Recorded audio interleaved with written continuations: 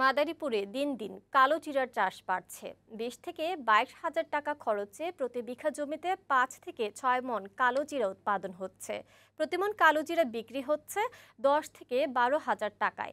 জেলা কৃষি কর্মকর্তা জানালেন, এবছর মাদারীপুরে কালো জিরা উৎপাদনের লক্ষ্যমাত্রা ধরা হয়েছে 2000 মেট্রিক টন, যার বাজার মূল্য হবে প্রায় 45 কোটি টাকা। মাদারীপুর সংবাদদাতা নিত্যনন্দ হালদারের তথ্যচিত্রে সুমাইয়া হকের প্রতিবেদন। মাদারীপুর কৃষি সম্প্রসারণ অধিদপ্তরের তথ্য মতে জেলার 4টি উপজেলায় 2268 হেক্টর জমিতে এবছর কালোজিরার আবাদ হয়েছে। এর মধ্যে মাদারীপুর সদরে 320 হেক্টর, কালকিনিতে 245 হেক্টর, রাজৈরে 218 ও শিবচরে আবাদ হয়েছে 1485 হেক্টর জমিতে। আবহাওয়া অনুকূলে থাকা এবং বাজারে ভালো দাম পাওয়ায় কালোজিরা চাষ করে লাভবান হচ্ছে চাষিরা।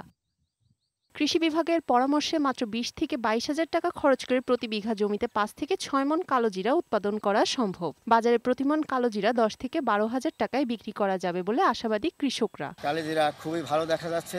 অন্যান্য রবি ফসলের তুলনায় কালোজিরা 4 গুণ বেশি টাকা পাওয়া যায়। সামনে আরো বেশি বুনবো, আগাবো। কালোজিরাটা আমরা খুব লাভবান হচ্ছি। ওখানে যদিও অল্প হয়, এটা দাম বেশি, এবার দামও ভালো হইতেছে। আবহাওয়া অনুকূলে থাকে এবং চাষিরা সঠিক পরামর্শ পাওয়ায় মাদারীপুরে এবার 2000 টন কালোজিরা উৎপাদনের লক্ষ্যমাত্রা ধরা হয়েছে। ভালো দাম পাওয়ায় চাষিরা দিন দিন কালোজিরা চাষে উৎসাহ পাচ্ছে বলে জানালেন এই কৃষি কর্মকর্তা। চাষি ভাইদেরকে পরামর্শ দেওয়ার ফলে এর উৎপাদন ভালো হবে বলে আশা করতেছি।